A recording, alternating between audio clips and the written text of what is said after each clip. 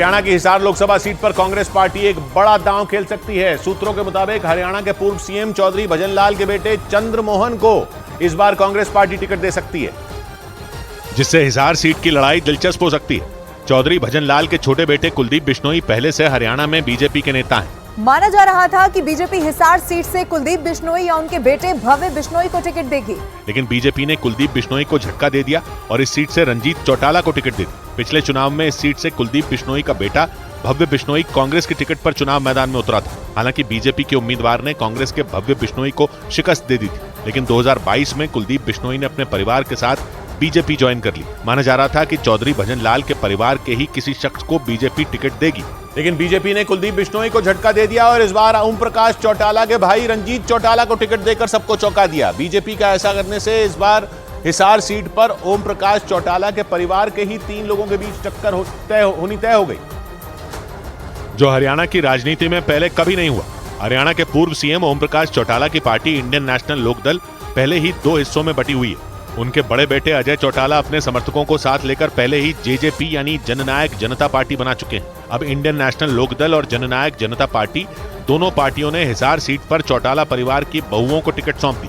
JJP से ओम प्रकाश चौटाला के बेटे अजय चौटाला की पत्नी नैना चौटाला को उम्मीदवार बनाया गया, जबकि इंडियन नेशनल लोकदल से सुनैना चौटाला उम्मीदवार हैं। सुनैना चौटाला अजय चौटाला के चचेरे भाई रवि चौटाला की पत्नी है और चौटाला परिवार के इस त्रिकोण में तीसरा नाम रंजीत चौटाला का जुड़ गया। रंजीत चौटाला ओम प्रकाश चौटाला के भाई हैं और कुछ दिन पहले ही बीजेपी में शामिल हुए और बीजेपी ने उन्हें हिसार से उम्मीदवार बनाकर सबको चौंका दिया। हिसार सीट पहले से बीजेपी के पास है। इस सीट से मौजूदा सांसद बृजेंद्र सिंह चुनाव से ठीक पहले बीजेपी छोड़कर कांग्रेस में चले गए थे, इसलिए उन्हें ही टिकट का सबसे बड़ा दावेदार माना जा रहा था। बृजेंद्र सिंह हरियाणा की राजनीति में बड़े जाट नेताओं में एक चौधरी वीरेंद्र सिंह के बेटे हैं। बृजेंद्र सिंह के कांग्रेस में जाने के कारण माना जा रहा था कि उन्हें कांग्रेस पार्टी हिसार सीट से मैदान में उतारेगी, लेकिन चौटाला परिवार के त्रिकोण ने हिसार सीट का गणित ही बदल दिया। चौटाला परिवार की भी जाट वोटों पर तगड़ी पकड़ है और बृजेंद्र सिंह भी जाट नेता हैं। माना जा रहा है कि 3 हेवीवेट जाट नेताओं की मौजूदगी के कारण कांग्रेस ने अपनी रणनीति बदल दी, इसीलिए कांग्रेस चौधरी भजनलाल के परिवार से संपर्क में।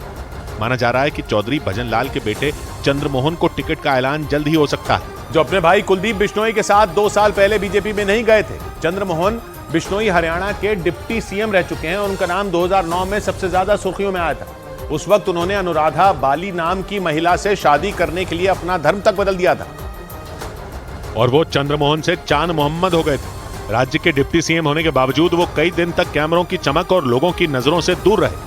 उनसे शादी करने वाली अनुराधा बाली ने भी धर्म बदल लिया था और वो अनुराधा से फिजा खान हो गई थी।